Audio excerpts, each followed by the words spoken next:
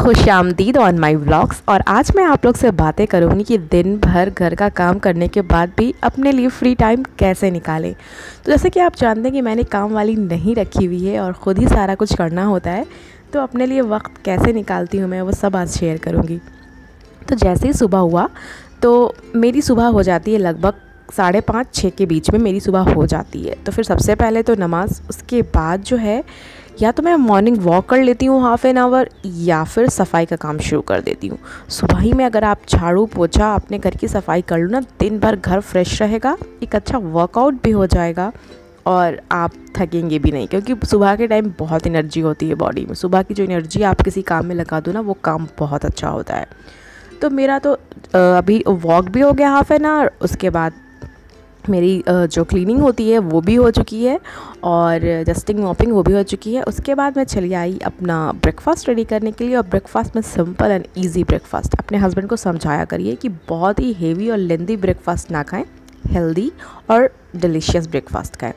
तो ब्रेकफास्ट में हम लोगों ने ब्राउन ब्रेड और ऑमलेट और फ्रूट्स में ले लिया था बनाना और गुआवा।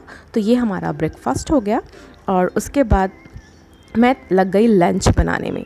और लंच की जो ग्रेवी वाली सब्ज़ी होती है या नॉनवेज कुछ बनाया, तो वो सब्ज़ी या वो नॉनवेज मैं रात के लिए भी रखती हूँ। ऐसा नहीं कि जो चीज़ मैंने अभी दोपहर में बनाया तो सिर्फ़ वो दोपहर यानी कि लंच के लिए है, मैंने वो चीज़ रात के लिए भी बनाना होता है। मैं रात के लिए भी उसको रेडी कर लेती हूँ ताकि मुझे रात में कुछ बर्डन ना रहे। सिर्फ मैं रोटी बना लूँ, पराठे बना लूँ या कुछ भी बना लूँ, लेकिन सब्ज़ी मेरे पास हो। तो मैंने ब्रेकफास्ट जल्दी जल्दी रेडी किया, उसके बाद लंच भी रेडी किया।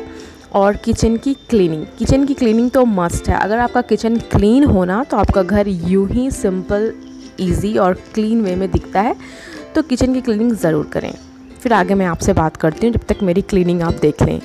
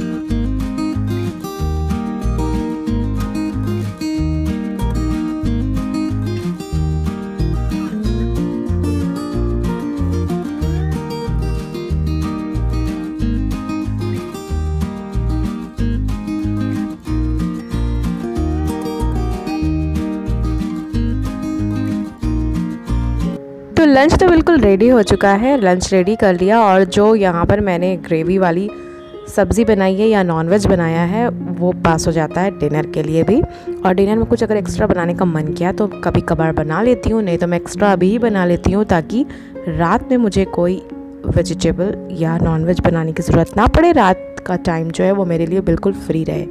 और अभी का भी टाइम मेरे लिए बिल्कुल फ्री है। मैंने सारा काम करके थोड़ा सा टीवी खोला है। और जैसे कि अभी बहुत शोरगुल मचा हुआ है एक मूवी को लेके, शकुंतला देवी, विद्या बालन की मूवी है। तो थोड़ा उस तरह की मूवी है कि वो बहुत ही ब्रिलियंट और जीनियस माइंड की थी। तो बहुत ऐसा लगा कि मुझे देखना चाहिए, क्योंकि उस तरह की मूवी मुझे अट्रैक्ट करती है, पर मज़ा नहीं आता देखकर। अच्छी है लेकिन मज़ा नहीं आया देखकर, हाफ देखा बंद कर दिया। और अब शाम हो चुकी है।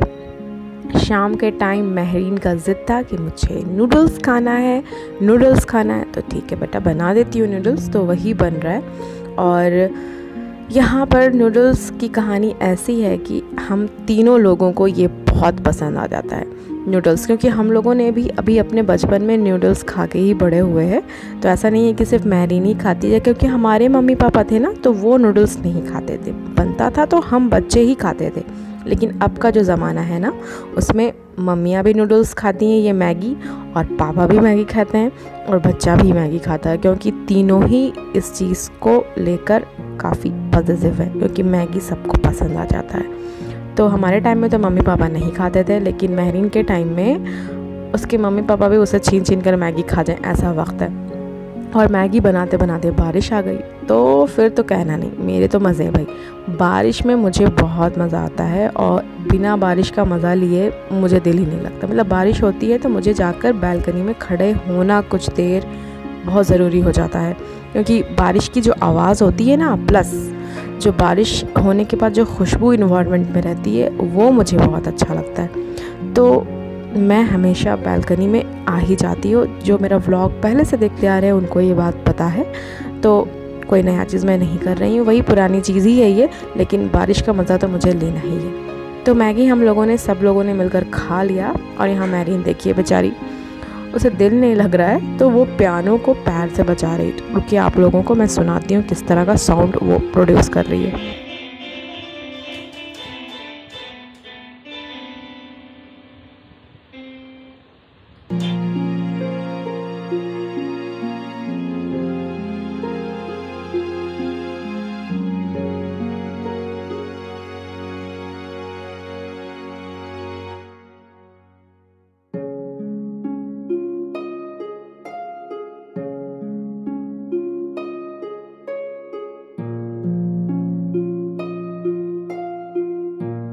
तो यहाँ पर कुछ ग्रॉसरीज आइटम आई हैं और दिखाने का मकसद कुछ और है। यहाँ पे बहुत सारी बात शेयर करनी है, बहुत मज़े की बात शेयर करनी है। सुनिएगा ध्यान से, पूरा बात सुनिएगा। पसंद आए तो लाइक ज़रूर दे दीजिएगा और नए हैं तो सब्सक्राइब कर दीजिएगा।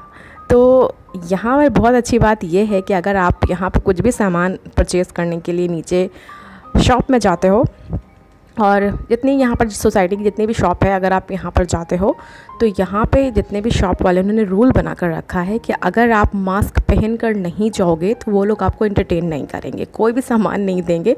सीधे यही कह देते हैं, नो मास्क नो सामान, ऐसे। और सबसे अच्छी बात ये भी कि यहाँ के ठेले वाले जो भैया होते हैं वो भी कहते हैं कि भैया मास्क पहन के आओगे तभी सामान मिलेगा। तो यहाँ पर बिना मास्क पहने आप कुछ भी परचेज़ नहीं कर सकते हो, नीचे जा भी नहीं सकते हो। मतलब सब लोग इस चीज़ को फॉलो कर रहे हैं, तो अपना भी बनता है कि ठीक है, और ऐसा वक्त है भाई, मास्क तो पहन कर जाना ही पड़ेगा, चाहे आँख से कुछ दिखे ना दिखे। मतलब जो चीज़ दिख नहीं रही है, जिसको हम लोग समझ नहीं पा रहे हैं, तो उसमें परहेज़ करना ही ज़रूरी है। तो मास्क पहनना है और सब लोग फॉलो कर रहे हैं इधर, तो फिर तो सब चीज़ अच्छा है। और दूसरी अच्छी बात ये है कि यहाँ पर आप प्लास्टिक नहीं यूज़ कर सकते। कोई भी शॉप वाले प्लास्टिक में सामान नहीं देते। आप देख रहे हैं कोई भी उन्होंने वेजिटेबल दिया है वो भी पेपर बैग में दिया है। और अगर आप घर से अपना थैला वगैरह नहीं ले जाते हो तो फिर तो आपको एक बड़ा सा पेपर बैग ख़रीदना पड़ेगा, उसके लिए अलग से पे करना पड़ेगा। ये तो कॉमन सी चीज़ें हर जगह होती है, लेकिन जहाँ मैं पहले रहा करती थी वहाँ पे ऐसा कुछ भी फॉलो नहीं होता था। प्लास्टिक भर भर की यूज़ होता था, नालियाँ, रोड, हर जगह आपको प्लास्टिक फेंके हुए मिल जाएंगे बहुत ही बेतरतीब तरीके से। लेकिन यहाँ पर ये सब चीज़ को फॉलो किया जाता है। प्लास्टिक बैग यहाँ पर बिल्कुल भी नहीं यूज़ किया जा रहा है, बहुत अच्छी बात है ये। और दूसरी अच्छी बात ये है कि अगर कोई शॉप वाले आपको प्लास्टिक बैग देते भी है तो वो बिल्कुल कम माइक्रोन वाले प्लास्टिक बैग देते हैं, जो कि इन्वायरमेंट में ईज़िली डिग्रेड हो जाए।